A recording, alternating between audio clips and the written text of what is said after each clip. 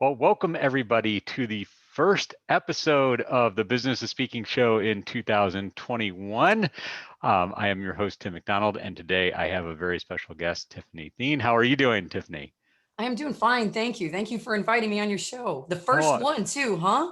it's going to be the first one. For those of you that don't know, late last year, I had shows scheduled through the end of the year, and in late November, right after Thanksgiving here in the U.S., I was diagnosed with stage 4 colon cancer and kind of put my life on pause to deal and focus on that. And I'm just getting back around to saying, we need to continue this. When's going to be a good time to start? And Tiffany answered the call, and here she is. So, Yay! so we are back, and I have a couple episodes that I didn't get published last year, so we will get those in the rotation too for this year. But you are my actual first guest that we're recording in 2021, so I'm so excited for this. And for those just watching for the first time, the Business of Speaking show is not really a show that focuses on what speakers talk about on the stage. It's really about their journey on how they got to the stage and things that they picked up since then. And I used to say in 2020 that if 2020 hasn't taught us anything, it's that we don't know shit. And I think we're still in that boat right now. We're still many months, if not years, away from events being what they were pre-COVID. So, we might get into some questions about how your business has changed, but let's first start with Tiffany, you explaining a little bit just about what you talk about so our viewers and listeners have a chance to understand who you are and what you talk about. Okay. Start off. I'm a special education teacher and a technologist because it came hand in hand from teaching special education and technology for 20 years. And it was through teaching special education and helping students with emotional disabilities that I realized I was having trouble with my own emotions. Like I had problems with emotional regulation. And that's when I started realizing more and more that I was having symptoms of complex PTSD. But then they didn't call it they didn't call it that back then. They just called it PTSD, or they thought, well, gee, you're kind of bipolar, but there's no manic, and you don't have any, you don't have a grandiose sense of self. So, or you're kind of confusing here, kiddo. So it took a while for me to try to figure out myself why life didn't work and why I always felt like I had to stay busy, because there was like a darkness if I was to slow down that I would have to acknowledge. And I always felt like I was not safe. And it got to the point where I just kind of had to step away from teaching and start working on myself. And then that's when I realized, oh, wow. And from working with a lot of famous speakers, like reading their books, like Louise Hay, Dr. Joe Dispenza, Dr. Dane here, and they're talking about mindfulness and consciousness. And if it wasn't for that, I wouldn't have been able to pinpoint emotional flashbacks, because those are hard, because you're having emotions to things that you have no reference to. So you're in between two different realities. And it took me forever to figure it out. And once I started noticing all my emotions and what I was doing and what was happening, and how I would talk to somebody and the emotions I would feel in the background wasn't congruent, when I realized, okay, there's something wrong here. Because and it really happened with my first husband, because like I would try to ask him for help, but I didn't know how to ask for help. I just felt scared, but I didn't know how to, you felt scared. So I came across this codependent. And of course, he didn't know how to handle it because I didn't know how to ask for help because of the mental health stigmas that they had back then. I mean, if you were a kid from the 70s, 80s, or 90s, you just don't talk about that. And it really did hamper a lot of my ability to be able to move forward in life, because nobody knew how to help me. And it wasn't until after I had a stillbirth that they finally acknowledged, hey, there's PTSD here. Let's work with it. And then that's how I was able to discover, when I was having emotional flashbacks, how to pivot through them. And then I started telling stories, teaching others how to pivot through them. Wow, there's a Sorry, lot did I there. say, I have a habit No. of fire hosing. So Well, let's go back. I mean, what brought you from teaching to wanting to know you wanted to be a speaker? well, with teaching, I love helping others. And it's to the point where I don't know. People used to say, well, it's codependency, but no, I really love helping others. Like the civil servant in me really does work. And from helping kids, when you're teaching and educating, 90% of it was emotional or psychological. So I got used to dealing with different kids and personalities. And then I also helped a lot of students that were being abused themselves and were screaming for help, but didn't know how to ask for help. I was able to recognize it, whereas the adults in my past didn't know how to recognize me and save me before. So by doing that and then finally realizing through education, oh, wow, I need to talk about this more, because I would start off teaching math and then the kids, while they were doing their lesson, would want me to tell a story on how to pivot out of something rough. So that's how a lot of this got started with me speaking. And then and then the rest is history. I apparently tell good stories. Do you remember, like, I mean, because I don't want to diminish the fact that a classroom really is being a speaker to a limited Yeah. group of audience, right? But but that first time you got, you know, an opportunity to kind of pre-COVID, I'm guessing, get up Oh on a yeah. stage and share these stories outside of a classroom. Oh yeah. Well, actually, I've done a lot of other events with other speakers. One of them was a good friend of mine, Corey Michelle. She's in Australia, so I've spoken. My tongue got tied. I have talked at her events, and I have talked about this as well as other people have. So it's a lot of, let's just say I've been through, I know I've been to London. I've talked to other people at different foundation events, different kind of consciousness type events. So that's where I was able to get my word out, but it wasn't actually as much as on the stage as it was more or less a community. And I just kind of stood out because I'm little and short and I have a big mouth and I tend to not be forgettable according to what everybody that meets me. So So it really wasn't necessarily this getting up on a stage or being asked to get up on a stage. It was really about putting yourself out there, being involved in these communities, and then those presented opportunities for you to talk with people and share your stories with people. right. And then it Yeah. turned and evolved from there. Yeah, from support groups to meetings to next thing I know, I'm on the stage. And then next thing I know, I'm creating a podcast. It's like life has been so wonderful within the past couple years. It's just amazing.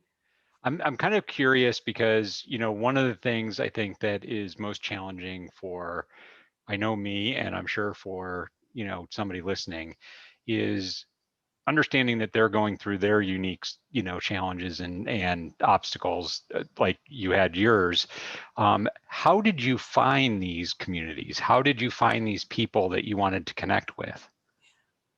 Okay, are you ready for this story? I was sitting at home watching TV, and it was post my daughter's stillbirth. I had just gotten married with my current husband, and everything was supposed to be great. Life was great. And then all of a sudden, the darkness came again.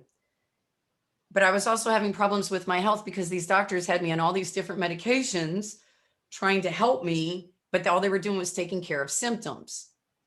And before I knew it, I was having really bad migraines. So my husband took me to a clinic to try to get help, and they were trying to give me an Oxycontin for it. And I'm like, I don't want that. Can you help me with something else? And that's when we went to Walgreens and discovered that, oh, wow, all the medications I was taking, they were working against each other. And I was pretty much toxic. And that's when I was cute and not so bright. And I quit all my medications, including the medications, the depression medications they gave me from when I lost my daughter. And because I knew they were not helping me. And that suicidal month was the worst month I've ever had. I was so glad that I had my best friend and my husband there, because I was able to say, hey, I want to kill myself and I don't know why. And I know this isn't real. And I feel like I'm going to die, I feel like I'm this monstrous thing, but I know this isn't real. So could you just love me a little louder today? And then that's when I came up with that. And that's how I was able to explain like the darkness going back. And the best way, if you, I'll get to that subject in a minute. So as I was sitting there, like I said, depressed because I came off of all these medications, I felt gaslit by a lot of the doctors. I just didn't want to live anymore. And I was tired of feeling this way over and over because when you have PTSD, that shame, people talk about shame, and it's not like shame on you. Oh, no, no, no. We're talking shame like you feel like you're this monstrous, perverted thing that eats ground baby souls and stabs unicorns. I mean, you feel horrible. It's toxic. You want to kill yourself to save the world from you. And I would have never have known how to verbalize that until I'd been there. So through one of these moments, my husband and my best friend, we were motorcycle enthusiasts, although I wasn't very good. I was horrible. Stop sign Sally. I look like, Lucille Ball on the thing. I wave, hi, they would wait for me, here they are on super, leader bikes, super bikes. They'll be waiting for me at every stop sign with their helmets off, like, okay. So while watching this race, one of my husband's favorite riders is Valentino Rossi, and he's this famous MotoGP rider. And I mean, the guy is so friggin' talented. If you see him, I can't believe a human being can climb on that motorcycles like he can. He's like, wah! I mean, the bike is completely on its side, rubbing on his elbow all the way around. He was amazing in my eyes. And at that same time, I was playing on Facebook, and one of the community people I met, Corey, she had this Facebook group called the Crazy Possible Experiment. And she goes, everything is just a choice. You just have to choose it. And I'm like, at that moment, I'm like, choose it. I would choose abuse and dead babies and horrible lives and divorces and foreclosures. Oh, yeah. Okay, universe, I'm going to choose this. If I was supposed to be on this God's green earth and I'm supposed to help people and I'm this wonderful thing, make me a sponsored MotoGP racer, just like Valentino Rossi right there. Make me a sponsored MotoGP racer. You got 6 months. And then I walked out of the room and my husband and my best friend looked at each other and goes, who's got suicide watch tonight? Now, remind you, this was in the middle of me coming off of this chemical detox. 2 weeks later, an acquaintance of an acquaintance calls me up and he goes, hey, are you Tiffany Theen? And I'm like, yes. Do you have a Triumph motorcycle? And I go, yes. Have you ever had a track day? I crack up laughing. I'm like, no, why? And he goes, oh, well, hi, my name is Jason Harris, and I'm from the Florida State University Police Motorsports team. And we're sponsoring a MotoGP weekend this Halloween, and we're looking for female riders who have never had a track day. Would you like us to sponsor you? And I'm grabbing the phone and I'm like, dee, dee, dee, dee, dee, dee, dee, dee. And then I'm yelling at my husband because my husband's with SCCA. So he's used to track days and stuff. And I'm like, you hook this up. You hook this up. He goes, no. So by the time I'm saying this, the two people that are in the living room are freaking out because it happened in a way it didn't expect. And then ever since after that, I got to the track. And then after being at the track, that's where I've learned that a lot of the lies I bought weren't real. For instance, slow is smooth and smooth is fast. We get pickled in our shame. So I talk about how if you can't find forgiveness, because sometimes you just really can't. And you know what? You don't have to. You really don't have to. Look for the gift in it. Look for the gift in it. When they told me that, I got angry because I thought, look for the gift in my daughter dying. Are you freaking serious? I have to look for the gift in this. Because I'm really thinking, okay. Well, I just kept saying it because I tried to be open-minded because, I already won a track day. And this was unique. And then that's when I found out from an article dealing with autoimmune diseases that there was a woman that they tested and they found out that she still had her son's DNA in her body. And then that's when they discovered a woman's DNA is permanently altered after she has a child. And that was huge for me. Because that was the gift. I'm still carrying her. She's not gone. I never lost her. And what I learned from it was, even though I was grieving so much, I learned that there was a community of people out there that I didn't know cared. I had people coming from work. I had a woman take, one of the teachers I worked with, her son was just as old as my son at the time. She actually picked up my son at the daycare with her child because they were both 2. and took him home and kept him in her house while I was dealing with the stillbirth. It's like, who would have ever thought a community would come together like that? Like the most beautiful people I've ever met in my life came forward that day. Angels walk among us. The universe has your back. It may look bad and it may look horrible, but what happened from that was, and what got created from that was, because of that, she taught me that I can help everybody else. Because when I was losing her, when I was in that maternity ward, everybody was freaked out because I wasn't crying. I was being the cheerleader to everybody. And that's when they said, no, that was wrong. Well, no, it wasn't wrong. That's how I support everybody. That's how I heal. And another thing was, I was able to help women I didn't even know. Like, they were coming up to me like, you're my muse. I even had a teacher that I worked with who had she had a miscarriage at the same time. And she said I was so strong, and I totally inspired her. She painted this picture of me and her together. And the act of painting this gorgeous picture it just took the words out of my mouth. It was like, I couldn't have enough gratitude. And then ever since that moment, I've learned to love Jasmine's birthday, because that's, Jasmine, because even though I lost her, she was a gift. And she came not because of a lesson she needed to learn, but a lesson I needed to learn. And because of that, I've helped so many women since then. So yes, globally, I've helped women who've lost their children, how to pivot and turn to another way to looking at things, and how to deal with trauma. Because unless you can crack it, you can't move forward. And the only way is gratitude or forgiveness. And I'm sorry, did I preach? No, not at all. Okay, I get into the moment, because that's, that's actually what happened. And it took me almost 20 years to figure that out. Because you got to, that only thing that, and you got to find a way to laugh. You have to find something to laugh. I don't care if you enjoy bologna sandwiches, eat that and laugh. Whatever they talk about, a person talked about that in The Secret. I remember him saying that. But from that, I learned to find joy, because that's the only way you can pivot from it. And I've learned that from the track, because it was like slow is smooth and smooth is fast. I forgave myself and was able to go forward. And it didn't matter that I was pathetic.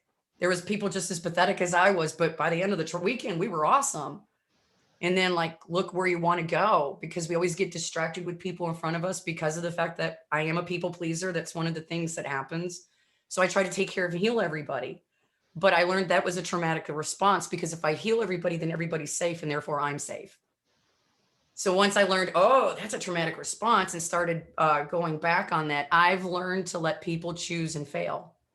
And by doing that, what happened was I was able to create a space, even in my marriage, because like now I don't judge my husband. I don't, he goes his way, I go mine. We go together, but whatever he chooses, he's allowed to fail. Whatever I choose, I'm allowed to fail without judgment or conclusions. And to have somebody look at you with those kind of eyes and forgive you like that, that's phenomenal. And then I was told, well, yeah, Tiffany, that's what healthy relationships are about. Who knew? As you were telling me, I think, is part of it for you, do you believe too, the fact that when you help other people and you don't take care of yourself first, it's kind of like the whole saying, put your own oxygen mask on before helping others, Oh that you need to yeah. be able to do that first?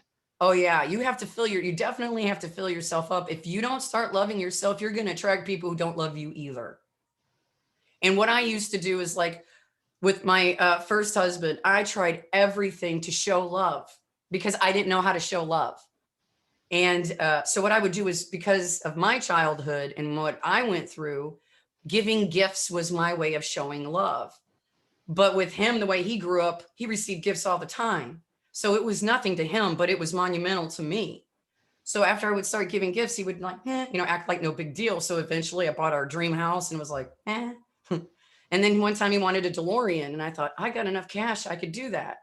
So I bought a DeLorean, model number 20, or VIN number 2606, gave it to him. It was supposed to be for us, but he still didn't show the gratitude. He didn't show because his version of love and my version of love were two different things.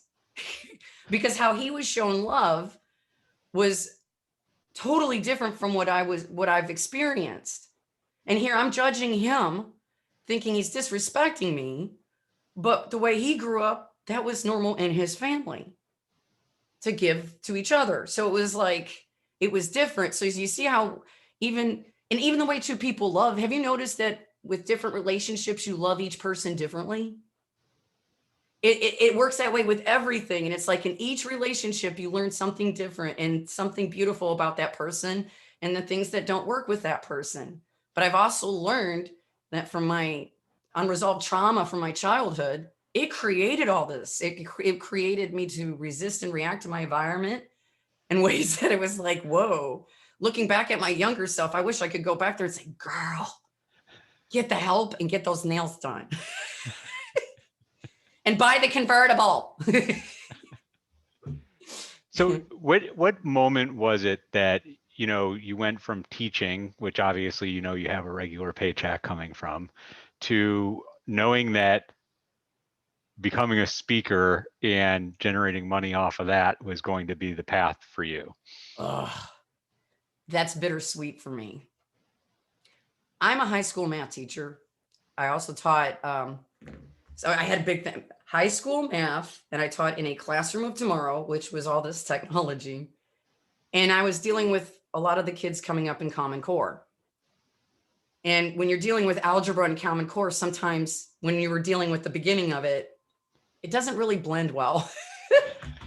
So it was a lot of that was going on. And what was happening was legislation was taking over. And I felt like my job description was kicking puppies. So here I am in front of the classroom holding a fecal sandwich that what the kids think is a fecal sandwich and acting like it tastes great. Hey kids, you want to eat it? Yeah, that's great. Because they're like, that's math. That's a fecal sandwich. And I don't want it. But the way we were taught, they were changing the way we teach. They were changing the way we were to say things. And there's a lot of people out there will say, oh, I really like Common Core. But when it came with the special needs kids, it left them behind a lot. And I couldn't save them all.